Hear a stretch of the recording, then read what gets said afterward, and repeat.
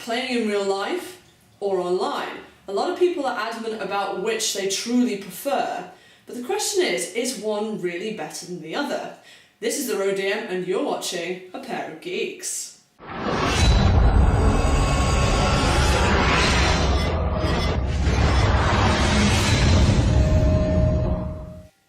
A lot of people that I've individually spoken to about this pretty much go, oh, real life is the best, absolutely. So let's deal with that first. So I'm going to give you pros and cons, the general ones first, and then maybe more specific ones that you hadn't thought about before. So probably the most fundamental part of real life role-playing is, of course, the socialising. People are dutified to bring snacks or drinks, things like that, and then of course you play at one of your gaming group's houses.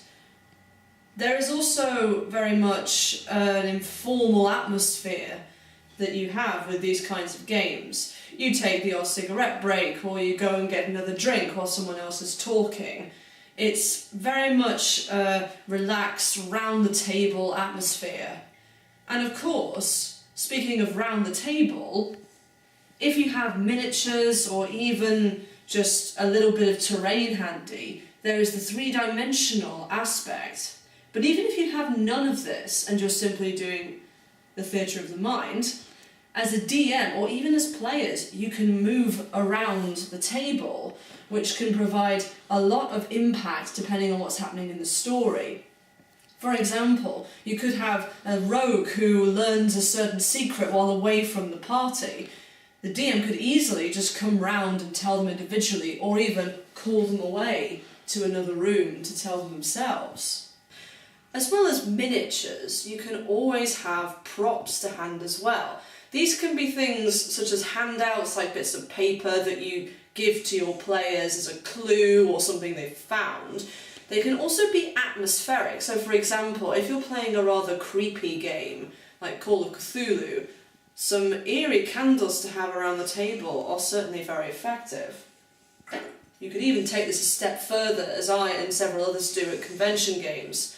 They like to use actual 3D props, for example this chest that the players may find, or something where they find something but there are clues on the actual prop that they need to work out.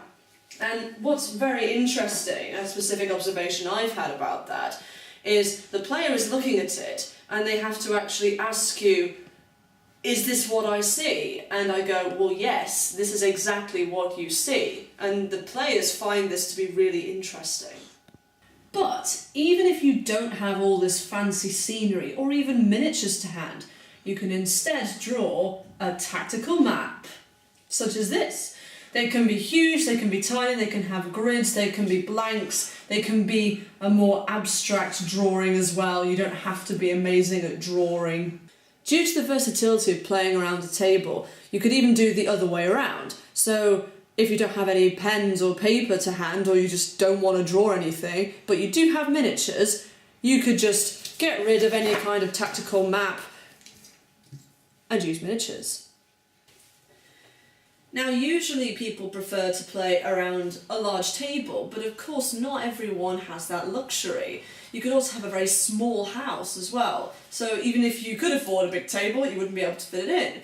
But again, because you're playing in real life and people have come over to whoever's for the day, you don't always need a table. I've played several games where it's just been on a sofa with a little coffee table.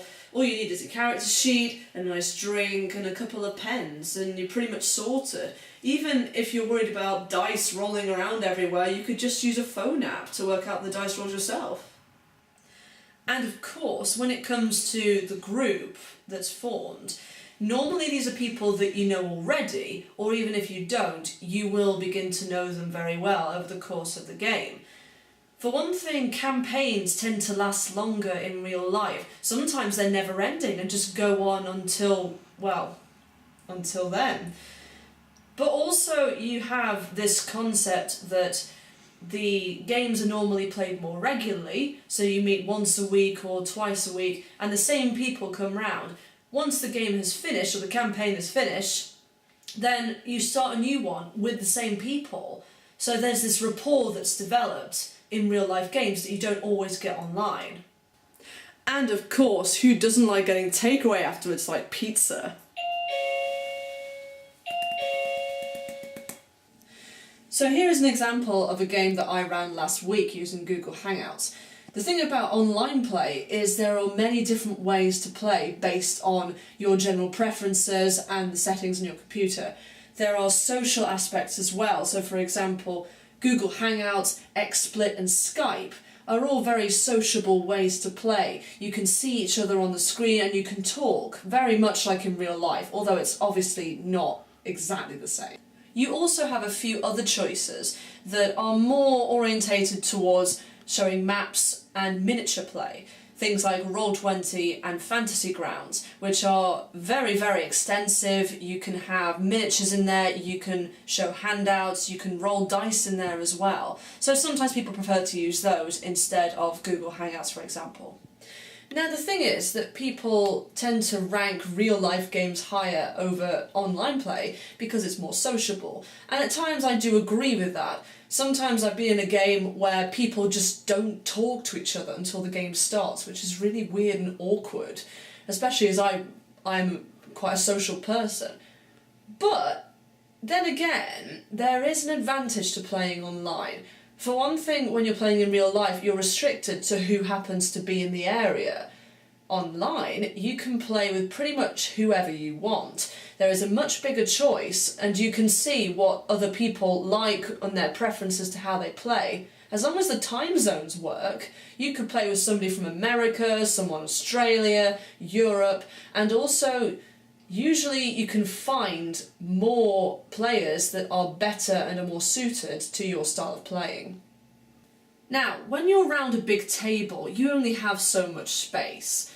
It's a bit different when you have your computer and your own desk, but in a way that can actually be better for you because you can have a lot more room. This is not the best example since I'm not entirely set up for a game, but for example, you could have your monster manual or player's handbook to hand over here, you could have your dice tower over there, you have your own speaker setup as well, which can also be handy, and for one thing as well, you can of course have your own drink to hand as well.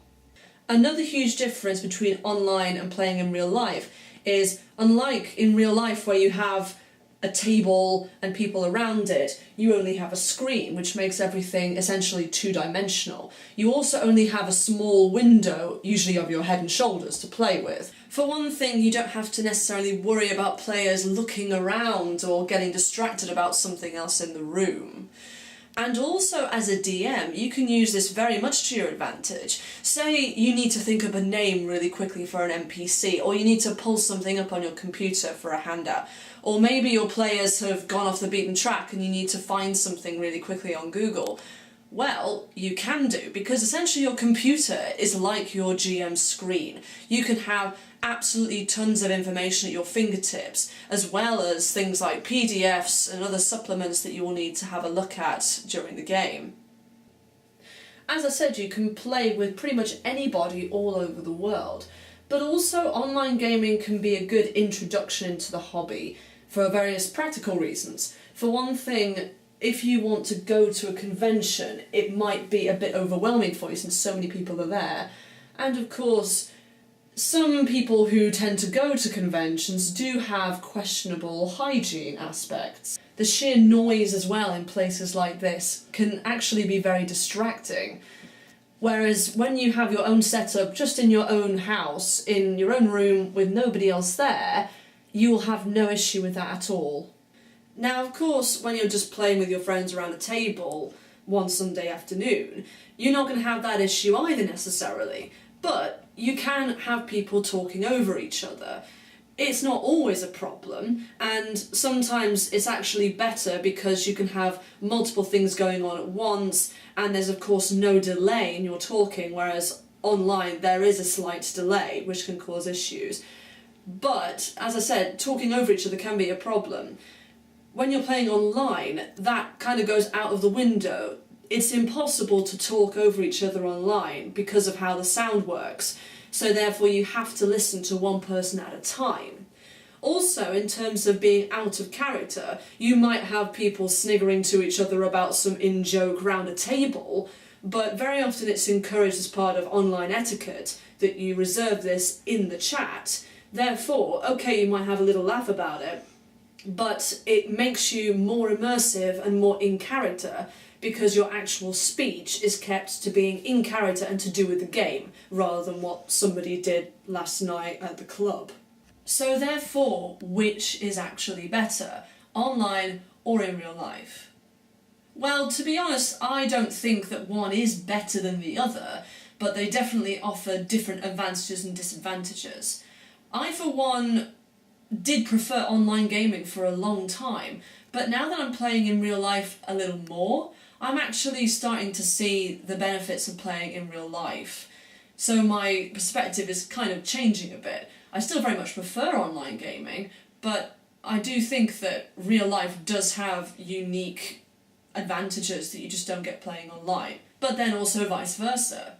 It really depends on the game you're playing, the people you're playing with, and also how you interact with each other. So online, you're almost certainly going to get a better game because of the fact that it's more immersive, you find people that suit your style more, and people are more invested, I find, in the game itself. But you just don't get that social aspect of meeting up every Thursday or every Sunday or whatever with the same group of people. You have fun, you have some laughs in between. It's just not quite the same. And then in the end, when you're playing online, once you finish the game, you kind of go your separate ways. Whereas you know that at least when you're playing in real life, that your friends aren't too far away.